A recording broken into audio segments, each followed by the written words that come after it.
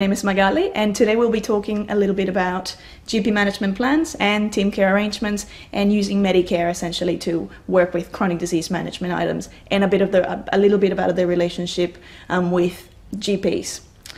Some of the topics that we'll be covering is we'll have a bit of an overview of GP management plans and team care arrangements and that process so that you have a good understanding from the GP's end what's the process that takes place that ends up in a referral to your practice. We'll also have a look at what different GP management plans and team care arrangements, or what's usually known as care plans, what they actually look like, what the components of them are. And we'll also talk a little bit about collaboration between providers and the referral process. So going back and forth with GPs and what we're looking for in referral forms.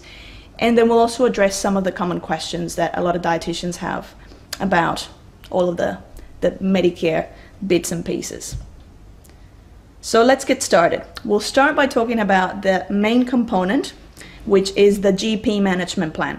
The GP management plan, which we usually call GPMP for short, is item number 721. This is not an item number that you would be using directly. This is what the GP would put in place. And this is essentially meant to be a document or the process that outlines, look, a patient is made eligible or is eligible if they've got a chronic illness, which as defined by Medicare is a condition that will or has lasted at least 6 months or more, or is terminal.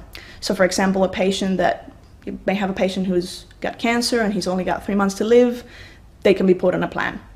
There isn't a definitive list of conditions, but we do know that things like, for instance, high blood pressure or high cholesterol by themselves are not considered chronic illnesses. They're considered risk factors towards developing a chronic illness.